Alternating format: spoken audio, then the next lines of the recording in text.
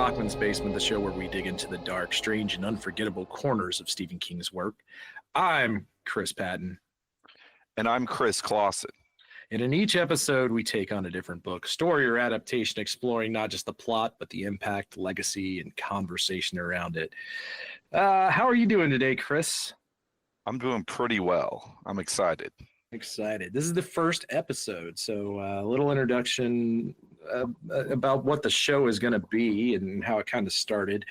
Chris and I met playing Overwatch on Xbox and soon discovered our love of Stephen King kind of interconnects and intertwines, and we were thinking about, what can we do that would be a little different, and some of that was taking some of the lesser talked about, or it's kind of the idea of Bachman's Basement is taking some of the smaller books or things that aren't as talked about in Stephen King's works and working through them. That's not saying that we won't hit on some of the major ones that everyone else has talked about a bazillion times, but more like a book club for fun, since we were spending a couple hours talking about old Stephen King in Xbox Live anyways. And then that's kind of how this show started. Chris, if you want to talk a little bit about yourself, maybe talk about how you fell in love with Stephen King, some of your favorite works of his, and maybe the first one you ever read.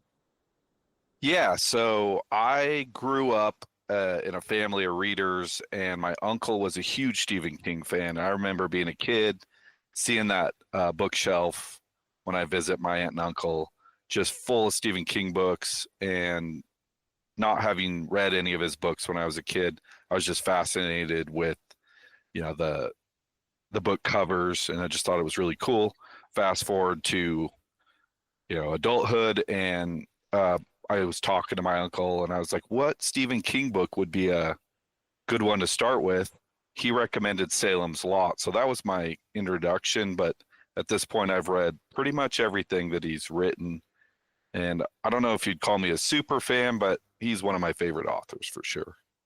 Yeah, you're a little better on keeping up with everything that he puts out than I am, for sure. But you also give me great recommendations, so I'm very thankful for that. I'm kind of along here for the ride. I'm going to give you more of the expert title in this. I'm more of the color guy coming into the show, guiding people through this. And for this particular book, Rage, I had read this years and years ago. It's the first time I've kind of came back to it, and I did listen to the audio version, which is on Internet Archive. So if anyone out there has potentially never read this book, just has an interest about it, it does kind of have a lore around it. It is one of the infamous banned books, which we'll get into a little bit later. But it is available to listen to for free on Internet Archive. I think you can also read it there as well if you'd rather have that experience. Also, just as a note, if you can find a copy of the Bachman books, it's included in that as well. Obviously, that's not in print right now, but you can find that at most used bookstores. Most used bookstores, Goodwill, pretty much anywhere where you can get a book for under. Can you get a book for under $1 anymore? Or is that out the window nowadays? I don't know about $1, but you could find you could definitely get your hands on it if you're interested. Yes, for sure. A little bit about myself, kind of similar situation with the exception my mom is still a massive Stephen King fan, probably more than anyone I've ever known besides Chris and maybe his uncle, based on what he's telling me. But it's the same kind of thing. I remember, going into a room and seeing the book cover and it kind of standing out. And then I guess I kind of consumed a lot of the movies first growing up, even as a kid, like 7 or 8, seeing Christine and, It and The Shining and those classics. And then I got around, 12 or 13, started getting into more big boy books. There was just stacks of them around the house.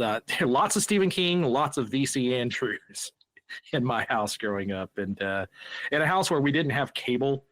You get like 4 channels. You can either stay up late watching MASH that would come on at 1 o'clock on TBS, or you could crack open a book. So I spent a lot of time as someone who does not sleep and really hasn't ever, even as a teen, late at night, which Chris can attest to this based on our time difference and how late we play video games. But yeah, that's kind of where my love for Stephen King kind of starts. I'd say around middle school, just as a brief explanation of how I got into it, but it was for sure the movies for me first, and then the novels and short stories and books and all the other great things that Stephen King has done over his giant career.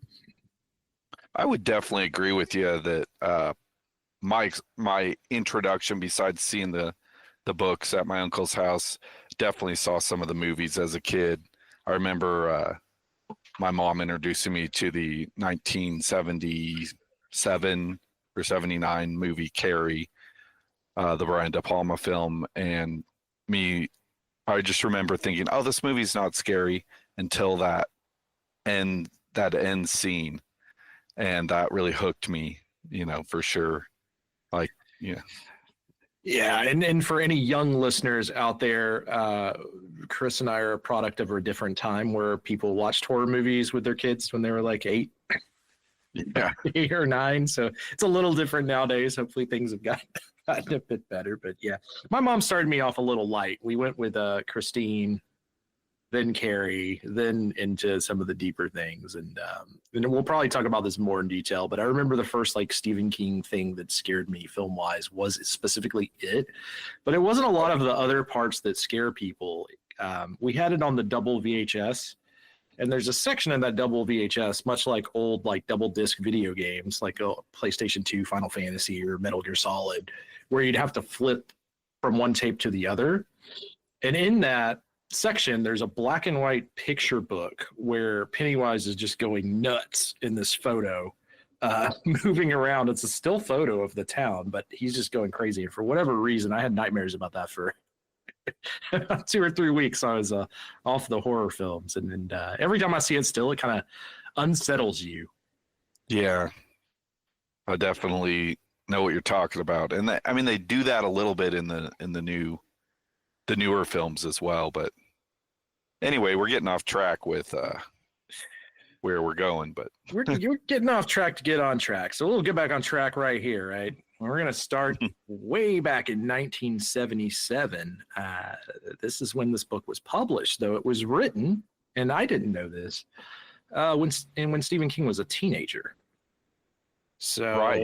We're going to say mid to late 60s. I think he was maybe a teenager or a very young adult in college. Yeah. Somewhere. So when this comes out, it gets published in 77. He kind of just didn't touch it for a while. And then it becomes part of the Bachman books collected works later on, which is where most people would see this, though there are single copies of this, if I'm not mistaken. Right, Chris? Yeah. I mean, it was released as a paperback novel, obviously, under the Bachman name, since, as we're going to talk about later, he wrote under a pseudonym. Yeah. So let's talk a little bit about that pseudonym, I guess. It's probably a good place to start. For those out there who are just more familiar, I guess, with Stephen King and maybe haven't touched any of this Bachman stuff, what do you think some of the reasoning is for him gearing some of these? Rage is I think is a great one to start with, of something that should be published under a different name. Definitely. As we get into this, but I would say that King, from what I've learned just from him writing and views that I've watched, him talking about that he had so many ideas and so many books already written by the time he became a successful published author. And his publisher at the time was telling him, you can only release 1 or 2 books a year under your name. You don't want to flood the market. And he was just not happy with that. So he thought to himself, if I could just write under another name, I can release these other books that maybe don't quite have the same voice as my Stephen King books, but also I feel are really good stories. Kind of gave him an outlet, I think, for some darker insights. Yeah, and one thing that you'll kind of notice the link of some of the earlier books, the Bachman books, at least, with things like Rage, The Long Walk, Road Work, I'm probably The Running Man. They're all kind of looks at the dark side of society and kind of the like the forgettable populace to some extent, the poor.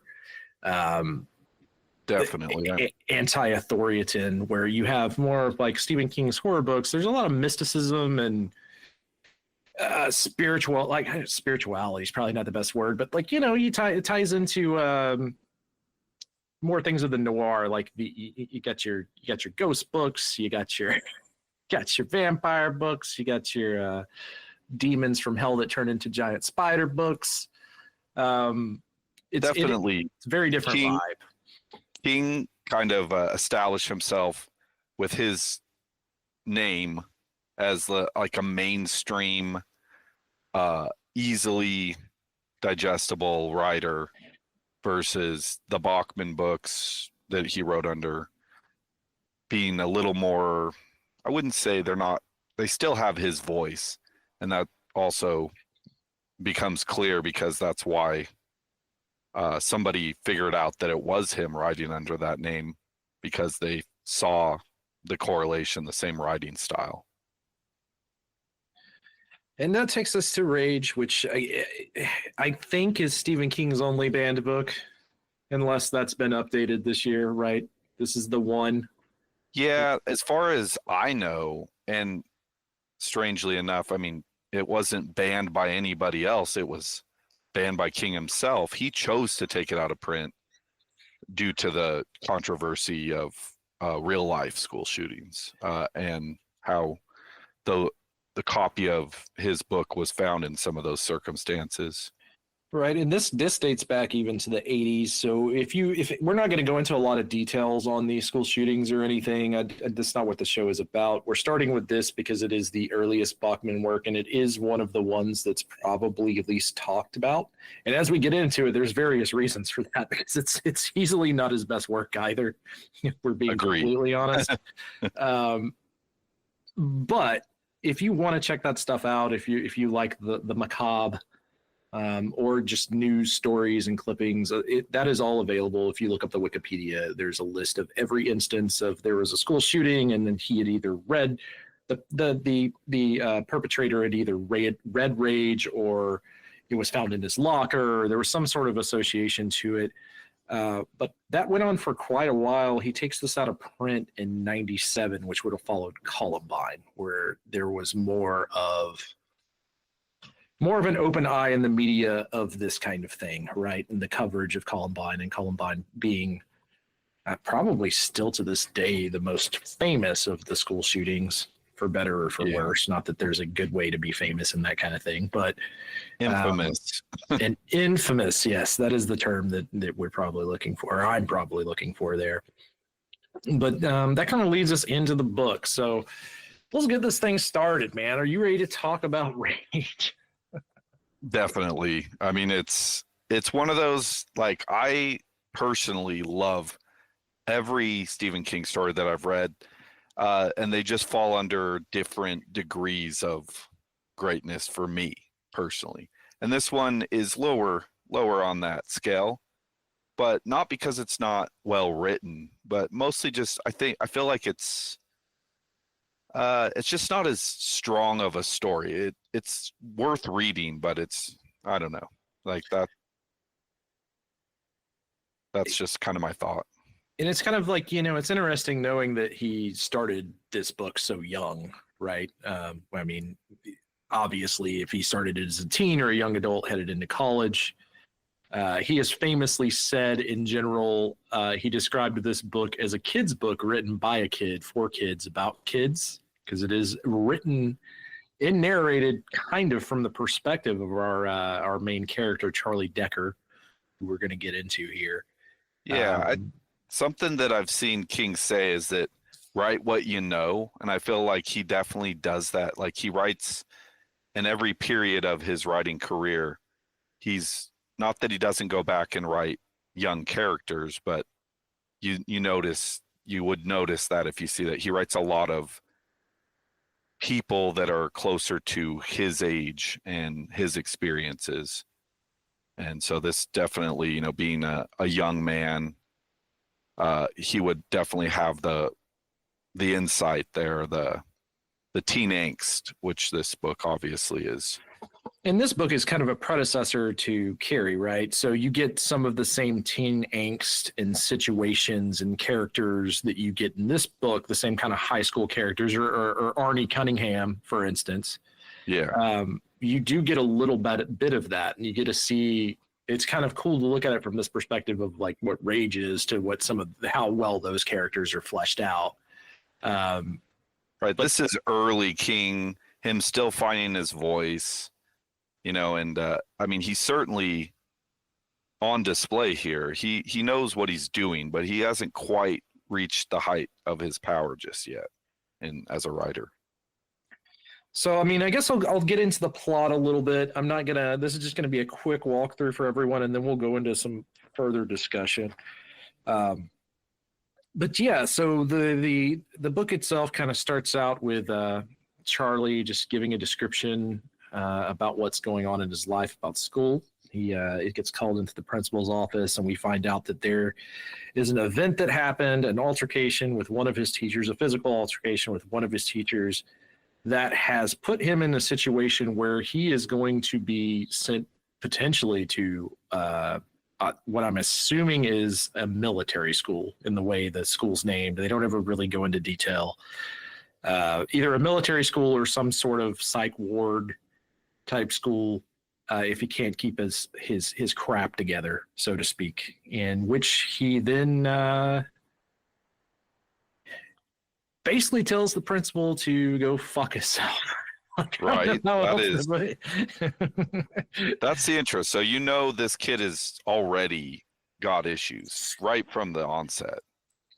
And he starts getting it on, which is the original title of the book that we talked about previously. I think maybe it was before when I botched the intro. Maybe you guys will get a blooper on episode 100 or whatever of this, but yeah, getting it on. So for him, getting it on is talking about banging the principal's wife.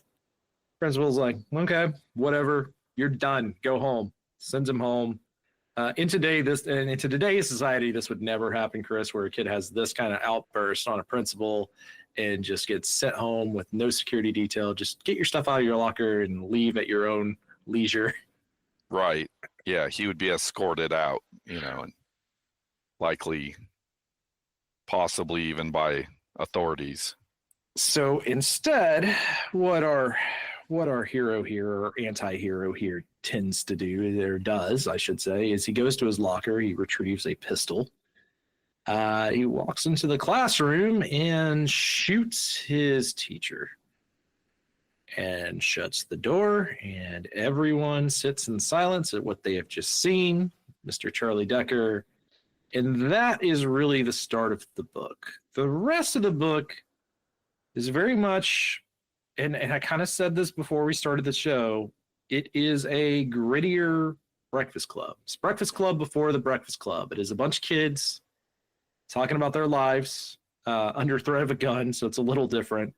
Talking about their lives, telling various stories, and that is where the actual interesting parts of the book come into play. It is more about your teenage years, the different things everyone's going from, whether you're, the prettiest girl in the class, whether you're the Bible thumper in the class, whether you're the really poor kid whose mom won't buy him clothes, whether you're the jock. It hits all of these same elements as as the Breakfast Club.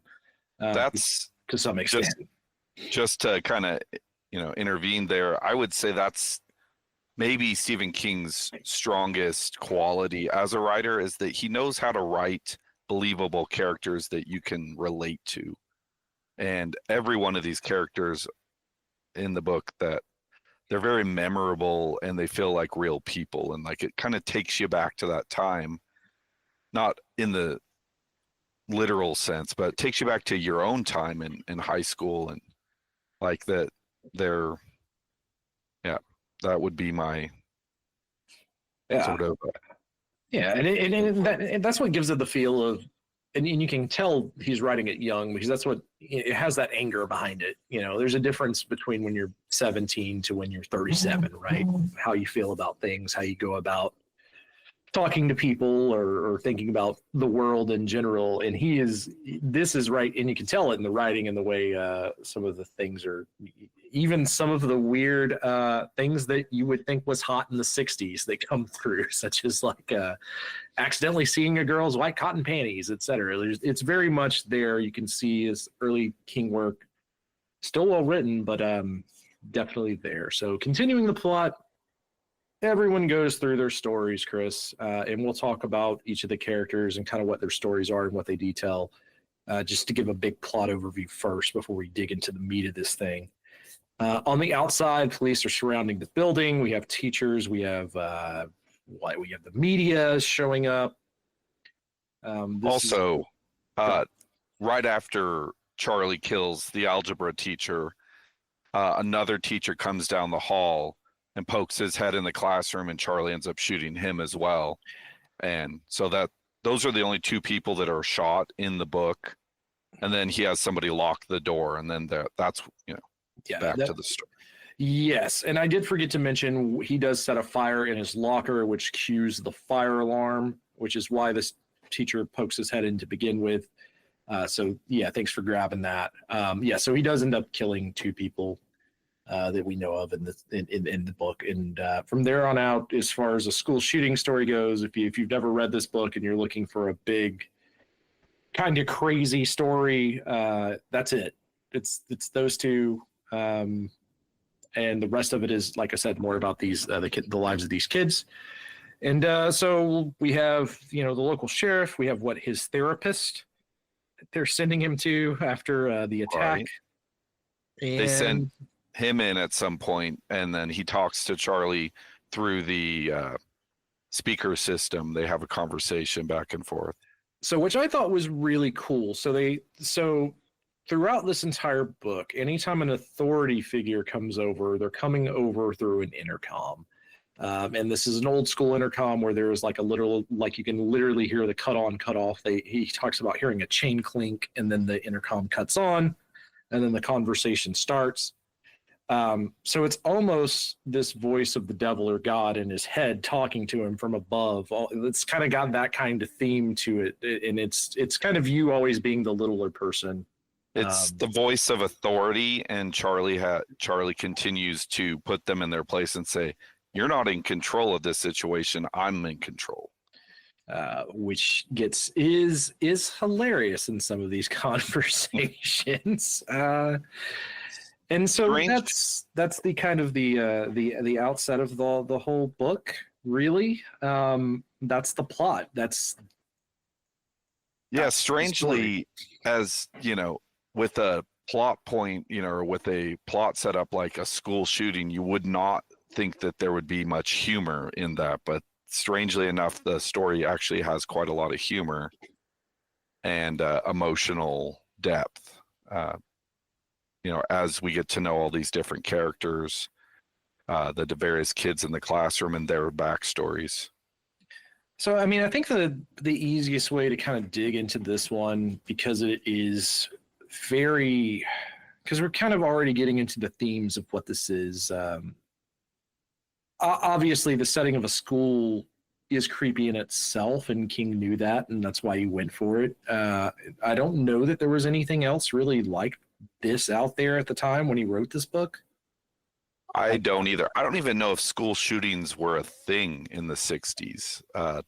It's strange. Like, I feel like he wrote this as an allegory for how difficult it is, for a lot of people while they're growing up and in high school.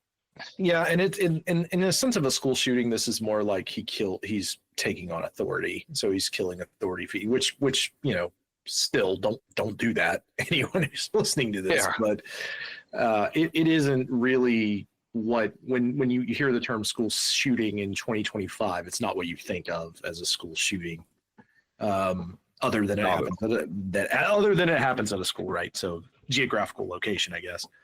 But let's talk a little bit of why Charlie Decker has done this. So Charlie Decker has the most stories, as a character would in this situation, where the class, they're in shock of what happened. They are sitting at their desk. Nothing has changed. He's now the teacher, I guess, for lack of a better term. He's sitting at the head of the desk. Teacher is laid out dead in the front of the desk, and he's holding court, and he's talking about how they got here. And start out, he kind of is talking about his dad. Am I right on this, Chris? Yeah, I'd say that's kind of where the story, Charlie's past, kind of begins, is with a camping trip with his dad when he was about 10 years younger. So that he's hearing his dad talk to his friends outside by the fire while he's trying to quietly come out of the tent and go take a piss, and hearing his dad, just the way he's talking about possessing his mom and the violence that he would do if she doesn't fall in line and things like that. Yeah, so that whole campfire scene is something that I think that a lot of younger kids have probably ran into in their lives, for better or worse, if you're around drunken males. So it's a bunch of drunk guys around the fire. It's all hunting buddies. He's on this hunting trip with his father and his drunk friends. Think the end of Deer Hunter, if you want a movie comparison. And they're talking about a particular woman in town that had cheated on her husband and what they would do if their wife was to cheat on them. And Charlie Decker's father is very descriptive in what he would do, talking about cutting off the tip of her nose to make her so unappealing to everyone that no one would ever want to touch her again. And this sticks in young Charlie's head as he's laying in the tent hearing all this. He has to pee. He doesn't want to pee himself because that would be a whole nother altercation with his father, who's a former military of some sort. I don't remember the exact branch from the book. I didn't take that detailed level of notes. He finally goes out and pee. His dad's like, or he comes out and he pees, and it's never really, he doesn't say anything. It's not addressed, but it obviously set with him, and it comes back up later in the story. It seems like his dad kind of keeps a straight face, but is also almost alluded to that his dad's like, I wonder how much of what I was just saying that he heard, sort of thing. And the answer to that was all of it. Yeah. So moving forward, I believe he tells there's some, back and forth between him and who's kind of the bad guy in this book for no reason whatsoever. And we'll get into his character a bit here, Ted Jones. So you get a little back and forth with Ted Jones. Ted Jones is your standard. He's your popular kid. So if you're going to compare this to Breakfast Club, right? He's Emilio Estevez. Yeah. He is your Emilio Estevez. He's popular. He's privileged, comes from good stock, as some might say. And, if Charlie didn't have that gun, things may have went a little different for old Charlie here. But Charlie does have that gun, and that gun keeps everyone in line. And Ted Jones is really set up as the only character here that will not get real about who they are. And so when it comes into term of what getting it on really means, and getting it on to Charlie is being truthful, being honest, being anti-authoritative, being having something to say is what I gathered from this. But I'd be curious to hear what your take is on getting it on. Yeah, I thought about that a lot as I was reading the book, because it's not a term that, as far as I know, was ever popular.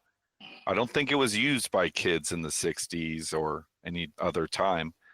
Yeah, I would just say that it's doing whatever is, that the thing that's maybe in your head that you shouldn't do, but you're going to do that anyway, instead of just like thinking about the wrong thing, but not acting on it. I don't know. We get a little bit of background of Charlie talking about his stomach issues, always being queasy, always nervous when he has these big emotional these big emotional moments, big angry moments, I should say, like shooting his teacher. He's, I don't want to say like it's more of zen for him, and then as soon as it's over, he feels sick at his stomach. He's disgusted, not necessarily at himself, but he definitely talks about this throughout the story about how he just has a very terrible stomach, right? Something just as a kind of something that I remember specifically that didn't ring true for me was right after the shooting, although everyone is like shocked, it seems like everybody just kind of like realizes, oh, I'm not in danger. He's not going to shoot me. All I have to do is just sit here and what happens next, sort of thing. And it's like people sort of fall in line and they go, well, what are we doing here then? And that's kind of. Yeah, and that's almost a look at school in general. When you think about school, everything has to be done in a certain order, going back to the day that you walk into an elementary school, right? Like everyone walk in a single file line, everyone go to this class at this time, so you're almost trained that everything should happen in this specific order, this specific way. And then this is just throwing a giant wrench into that. So they're like, well, you're in charge, Charlie. So what are we doing here? Yeah, what's going on? And to follow that up, we get a little more detail about what happened in the original altercation, which is he beat his chemistry teacher within an inch of his life with, I can't remember what pipe. A pipe, right? Like a lead pipe or something. In the middle of class. So people kind of already know that Charlie's a little unhinged and they just watched him shoot two people. So there is a little bit of like, yeah, there's a fall in line, but there is also uneasiness around this character already, right? Like they've seen him commit a crime already, like a pretty bad one, which is crazy to think about. But in the 60s, if you're a kid, that might you might just go to military school as opposed to having any kind of real punishment handed down to you. But that sets up, he goes through some other stories. The next story specifically about his dad is him breaking storm glass windows as a kid and getting hit for the first time. Right. Really, really getting hit, and his mother coming out and giving him this love. So this becomes very, very much mama's boy. Not mama's boy in a bad way, but like his mother is very, very protective when she comes out and threatens to leave, never come back, and all that. You get all of that. But in Charlie's memory, he just remembers how cold his dad was to him in that moment. And you get kind of the buildup of like things at home for Charlie's not great. His dad and his relationship, not close at all. Certainly every young man, that has a father in the house, it seems like at least up to a point is looking to be their dad, or their dad is their model for how to do life. And I feel like, that's certainly a jumping on point for why Charlie's so disturbed.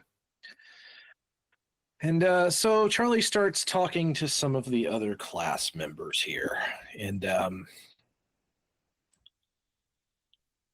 I guess the first one to really open up as Charlie is telling these stories about his life is Sandra Cross. And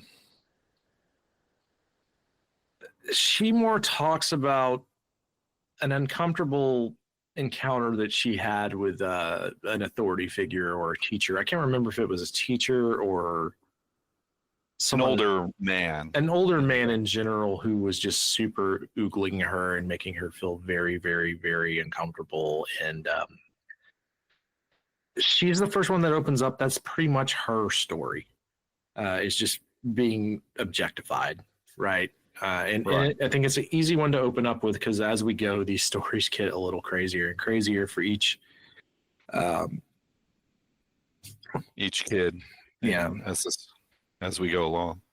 And I don't have the characters in order. I apologize for that. So if I get anything out of order, Chris, let me know. We do have Irma Bates, who actually Irma would not be next, right? I think. Yeah, I can't remember the exact order of the stories and how they're unfolding in the story, but each of these young people open up throughout the story, and it just kind of adds to their oneness as a class. Irma Bates specifically, her thing is that Each other as Irma Bates, not to go back to Breakfast Club, but I will here. I will. She is the Molly Ringwald character here. She's she's supposed to be perfect, you know. Right. Her parents expect a greatness out of her. She is also, I believe, yeah. So her thing is more. No one's perfect, right? So that's kind of more of her story, and shows her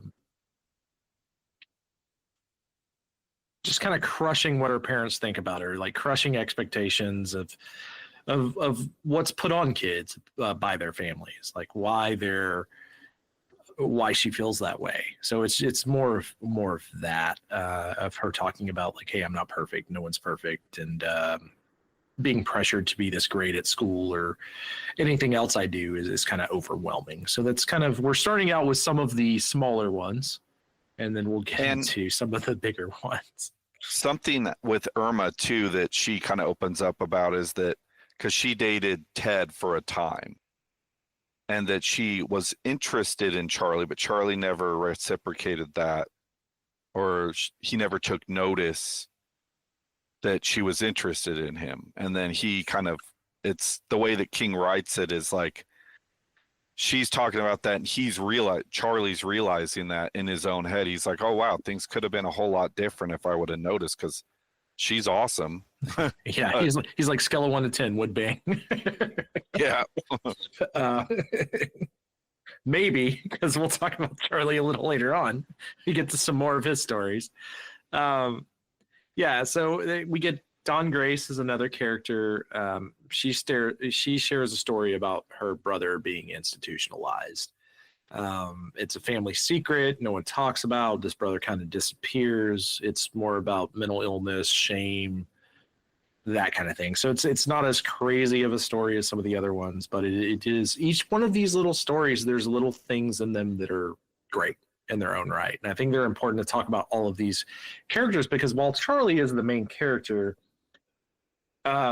this book is kind of written in the sense of the character Charlie is writing it as like a memoir, right? From wherever he's located at. And he's telling all these stories in detail that as he recollects them. And that's what I gather from that. And the only time it shows up really where you know that that's the case is when he talks about seeing a commercial with a lock, and we'll get into the story of the lock later on, but then you realize okay, he is the narrator, he's telling the story, because at first the way it's written, it's kind of vague of like who's telling the story. It could be Charlie, it could be Ted, it could be any one of these kids technically. We're kind of focused on Charlie at first, and it's like the story's happening, but it's not specifically Charlie's voice. Right. It does a good job of it's Charlie's voice, but it's in the moment. And that's like one of the only times that it kind of pops out where it's like, oh, this is like he's thinking about this as a past event specifically. And yeah, we'll get to there. I know I'm kind of jumping around, but this one ended up being a lot tougher than I thought it was going to be, just because of the sheer amount of character stories for each character. There's character stories, and also there's little details, and King does that really well, where it's like you'll be reading along, like when he goes to set the fire in his locker right before the shooting, he removes the lock from his locker and puts that in the shirt pocket. And that, like, you don't think much of it as you're reading that, but it comes in very important later in the story. And it's little things like that I appreciate that King's always doing, setting up these little tidbits that you're like, oh, I didn't even think about that. And then, yeah. So So we get Cheryl Hempel. She confesses this very disturbing sexual encounter at a summer camp, and that theme kind of being adolescent sexuality, trauma, and then holding that all in as a secret as a teen, right? We have John Vance, who just hates his teachers. Basically, he gets humiliated by them. He's almost in the same camp as Charlie as far as his hatred for authority, and that plays into some of the end of this, as he's someone that doesn't like Ted as well. There's a lot of people in this that don't like poor Ted. I will say that. You say poor Ted, like quote unquote, but I mean, it's how people turn on someone, though. You know what I mean? Like, yeah, I mean, Ted's that kid that's got it all. I mean, he's good looking, he's athletic, life seems pretty easy, at least from the outside looking in. So what I will say about Ted is they do not do a good enough job for me as an adult of making me hate Ted as a person. Right. Like that kid, you went to school at any point in time, you knew a kid like this, the popular, good looking kid that it just seems like, man, I wish that I could be that popular and good looking, because it seems like a way better situation, but yes. But usually, when you're making this protagonist, you're making like a Biff, for instance. Right. And Ted's not that at all. Yeah. You're usually making him kind of a terrible person. And Ted's not really, they don't build him up enough to make you hate him the way that this class seems to hate him. Right. It's more just like, I think it's just, he's kind of, the perception is that he's kind of quietly looks down on people, but that he's not necessarily a dick to anyone. He's just kind of comes off pompous, I guess. Yeah, I agree. Which, I mean, still, like, in the gravity of the situation and how this book ends up coming out, it's kind of, I wish they would have fleshed that out a little bit better. So I'm going to take the first shot at early Stephen King's writing here. If you want me to hate Ted, you got to flesh it out. More. You got to flesh it out a little bit more than he's a good-looking, popular kid. You know what I mean? Like, right. That's not a reason to hate someone. Even when I was in high school, I didn't really hate those guys. Right. The people that you hated were the ones that were like bullies or popular assholes. Which everyone's high school experience is different. Like I didn't run into as much bullying as I know some others did. But yeah, like it's kind of the way that they set it up in this book. It's kind of like, oh, well, God forbid you be handsome in this town. Like, right. It must be a lot of uggos in this town. Is what I'm getting at. Grace Stammer, she recalls basically just her parents fighting and essentially setting up for a divorce. So that's kind of what Grace is going through. Ellen Simple, she talks about being feeling invisible and being overlooked by both her peers, the students around her, and adults, right?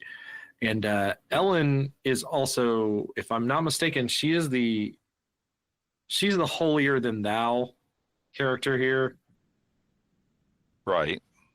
And if I'm not mistaken, is it her and Cheryl or her and Sandra?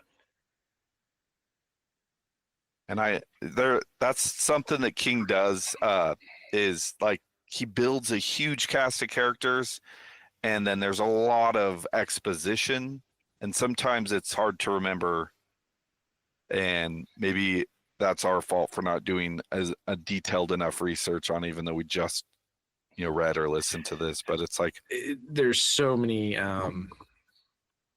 pieces. Let me verify who the two people fighting are, because it is a major plot point. Well, let's see here. Doing it live. because I cannot remember if it was Cheryl. It is either Cheryl or it is Irma, and I don't remember exactly who. There's two girls that end up fighting. Right. Yeah, for sure. So we're looking it up.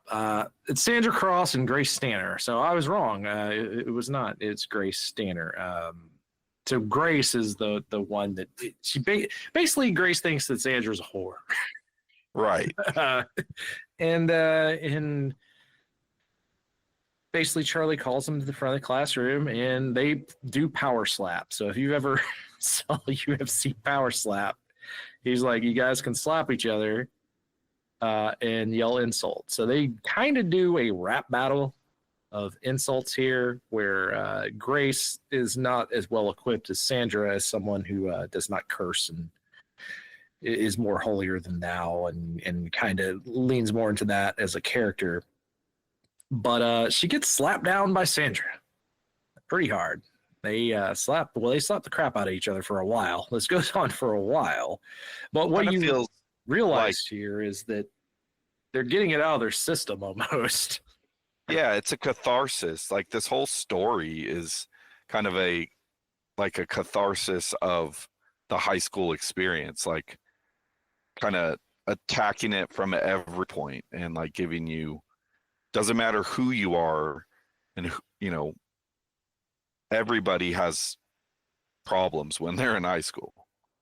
Yeah, and you just see this is kind of just building on that theme of like they're in this classroom, they're stuck there, they don't have any there's nowhere to go, and everyone's making these confessions, and it's just building and building and building all of this anger, not necessarily towards one another. In this case, it is towards one another, but it kind of shows you the jealousy and pent up anger and the strange group dynamic that Charlie is created, and while getting it on, right? Right. So that's sort of like a major theme of this, obviously, that it's that every kid in that classroom has resentment, and that is, you slowly find out throughout the story that they all sort of realize that they're alike, other than our boy Ted. Golden child. Yeah, so Ted, his big thing is like he is waiting, absolutely waiting for Charlie to slip up, make one mistake, he's going to rush him. He says this openly. Yeah. Charlie's main story is that he hooks up with one of the girls in this classroom, in which is part of her story of having sex with Ted after he kicks some dude's ass at a roller skating rink. That's not a roller skating rink. It's like so I didn't understand. Were they dancing or were they roller skating? Maybe I need to go back and reread that. I took it like it was a roller skating rink. It was something like that. It was a after school activity that was popular in that time. And for this day and age, maybe they were allowed to drink. They were allowed to drink at this event, which seems like a terrible idea. Have a bunch of fucking teenagers drunk roller skating. Yeah. Anyways, Ted beats the crap out of this guy, has sex with this female character, and then later on she's like, I was kind of glad I got it out of the way. Right, that was Sandra, right? Sandra, yeah. Yes. She was the one. So like, I'm kind of glad I got it out of the way. And then Sandra proceeds to not necessarily intentionally humiliate Ted, but she does, in that she goes on to have sex with somebody else and realizes how inept Ted was. Well, kind of, because the person that she was trying to have sex with couldn't really get it in, and for lack of a better term, blew it out sooner than should have. But there was this mysterious guy she met. He was like greasy, from like the way that they describe it is like perfect Stephen King, right? Like she went after the bad boy basically in this bar. He's like greasy with a pizza grease, and the way that it's described is not anything attractive. But for her, having this encounter was like her actual. She basically talked about having her first orgasm. So there's no other way for me to really put it other than it's that. The comparison of like her first Well, experience. she does compare size with Ted. Right, but she also compares Ted being like probably that was maybe his first time having sex as well. And her first time, and then when she has sex with this other guy from the bar, he's more experienced, and so Attempts to have sex, because they don't ever actually have sex. Oh, that's right. Yeah, exactly. That's why I was like, I don't know, it wasn't that bad for your boy Ted out here. No, Ted didn't necessarily rape her. No, he just kind of blew it before he even got. No, I mean, no, Ted got it in. The other guy is the one who came up a little short from what I remember from the story. But by coming up short, Sandra still got off, which is kind of the weird story there. Like, she wasn't really attracted to Ted. She just wanted to get it out of the way, get virginity out of the way, which is the thing that I think a lot of teenagers go through of like, man, like I can just do this. So right. I don't want to be the last one. I remember that as being a teenager and my friends having sex, and then it was like, oh, I'm going to be the last one. That's a common, I'm sure, teenage worry.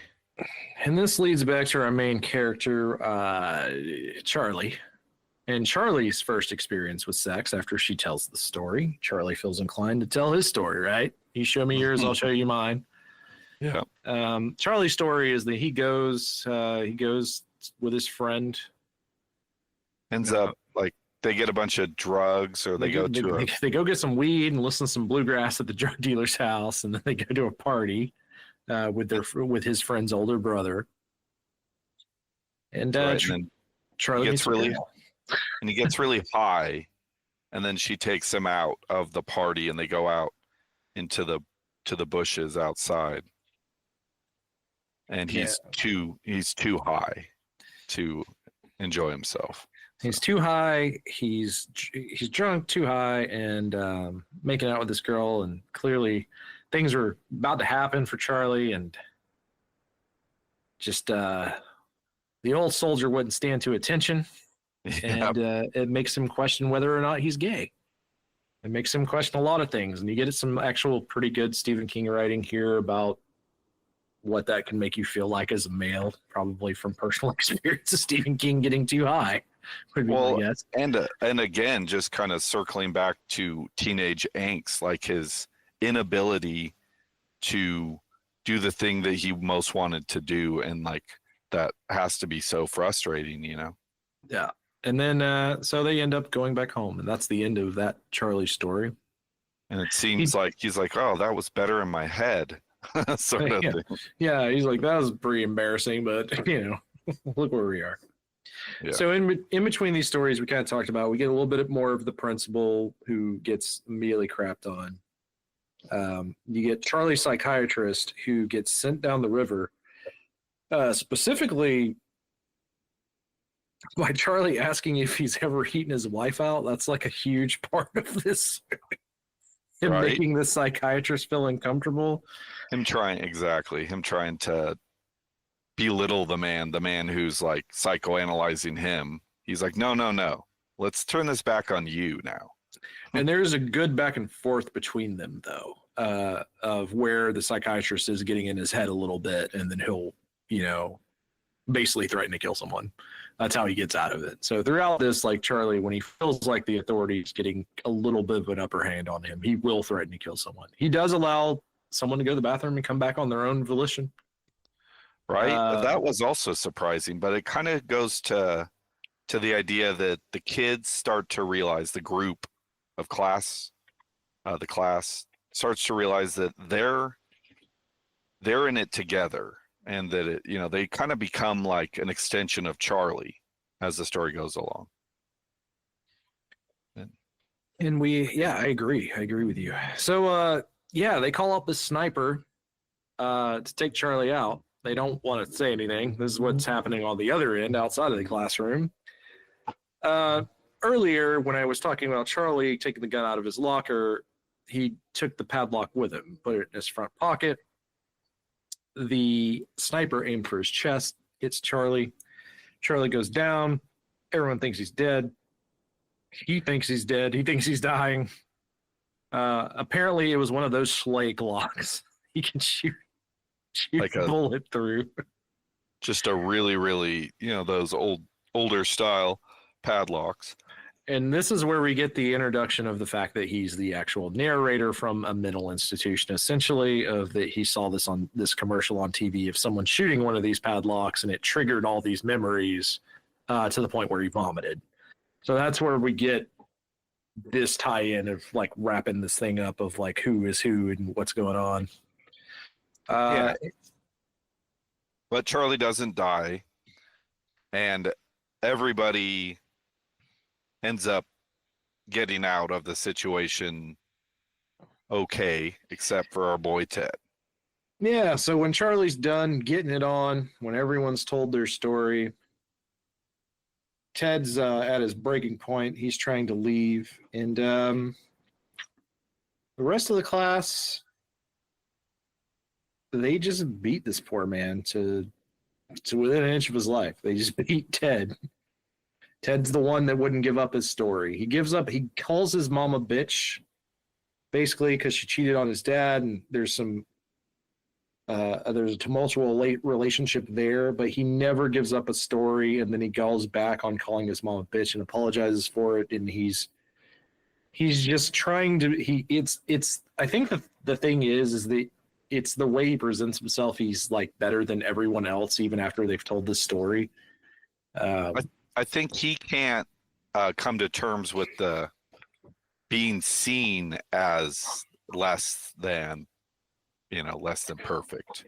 Yeah, less than anyone else in this class. Yeah. And so wraps it up. Charlie puts the gun down, gets arrested, takes us to the end of the novel.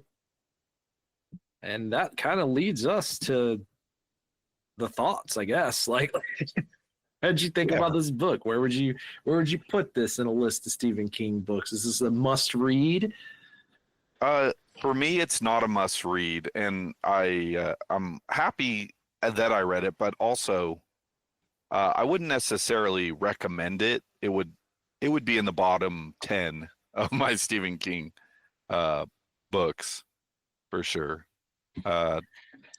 It's just it doesn't feel as cohesive as many other Stephen King books, and even other Bachman books for that matter. Yeah, I tend to love a lot of the other, like I love Road Work, and I really love The Long Walk, and Running Man to some extent. Running Man I'm excited to see whatever they do with that film, because as much as I love Arnold Schwarzenegger, there's so much more that can be done with that story. It's so good. That was I'm pretty sure that the Arnold iteration of that is in title only. It's a kind of a totally different story, that one is, whereas the new one that's coming out is a more faithful telling of what the written work is, which is cool because it's got like a Blade Runner feel to it. So if you like Blade Runner, if you never read The Running Man, read The Running Man. It's great. It's a good read. So yeah, this one, as far as Bachman books go, probably the bottom tier of my list. I thought I liked it more than I did reading it 15 years ago or however long ago that would have been, going back to it, there's obviously holes in Stephen King as a writer. There's things that are great. You can see the greatness that is Stephen King, but there's also things like where there's one chapter where he uses the word demure and demurely 17 times. This is true. Like he's like I said earlier, he's not at the height of his writing powers just yet at this point. This is still a very young man who is talented, but hasn't quite figured out how to structure the story together as well as he will later on. Now, I will say, all of that being said, given a choice of like reading this coming of age story to some extent versus a lot of the crap that gets filtered on Netflix now as coming of age dramas or Hulu, I would rather read this again. Yeah, no, I'm not by any means saying that if you're a fan of Stephen King, check this book out. It's worth a read, and it's not very long. But it's just not his strongest work for sure. I will say the Audible version or the Internet Archive audiobook is really, really well done narration wise. I like the reader, the gentleman, the voice actor that reads it is very. It's got a good voice for that story. Yeah, and I guess that's Rage, man. A book Stephen King would rather you not read, but one that still people talk about loudly from our basement. It's still out there, so check it out here. if you want. It might be a little tricky to find your way to the story, but like Chris is saying there, you can go to the Internet Archive and listen to it, or find a used copy inside the Bachman books. And I think that wraps us up for the first episode of Bachman's Basement. Tune in next time where we talk about The Long Walk. Chris, say goodbye to the good people. All right. Well, thank you for listening. Again, I'm Chris Clawson. And hope everybody has a good week. We'll see you again next week. Yeah, see you again next week. And I'm Chris Patton signing out.